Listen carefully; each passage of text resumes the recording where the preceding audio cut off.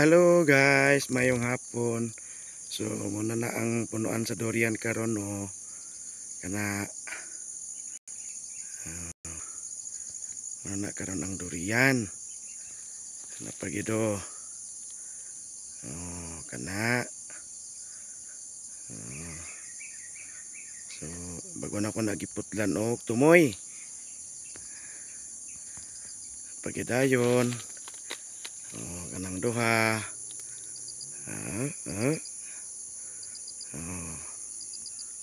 So hinhinay na ako lang nang giatiman kay aron nga dagani sila din mga 25 ni kapunuan tanan pareha na so taas na baya ang mga durian din.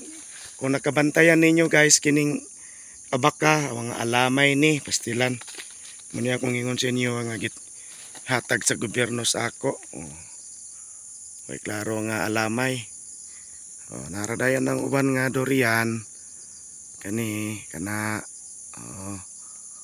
so hopefully mga 3 years from now siguro mag-enjoy na ko og harvest sa mga bunga ni kay kung man ikabok mga akong natanom nga ako actually dugay na ako ning gitanom gani mga kuani tagtaod na.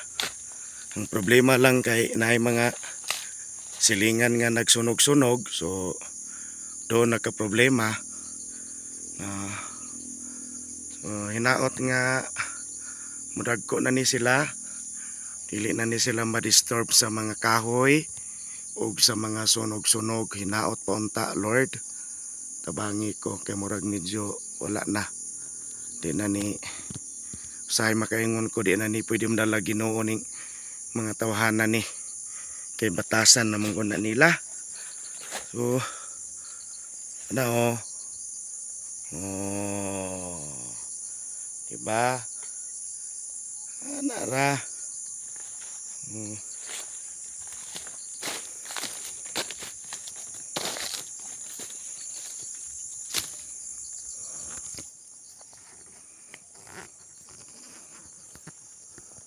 hello guys, mayong hapon. May hapon. So again, nanapog ko diri sa akong bukid. Nahinenasad ko din karon is nakoy liso nga itanom karon guys, nakoy liso sa durian itanom. So hinatag ni sa sa akong mga kaila dito sa akong trabahoan. So muni akong itanom karon guys. Kung hinaot nga atong hangyoon ng Ginoo nga ihaning ipaturok kay aron nga mapuslan sad siya, no? So sa gingon na nako sa unahan kaganina mo na ni akong mga durian guys, mga idol.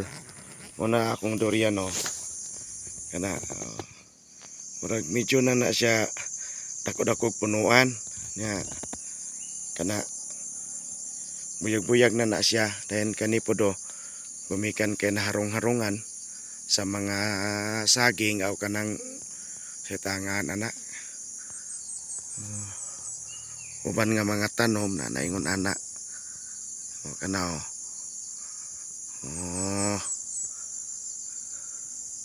so mo kana guys, diba?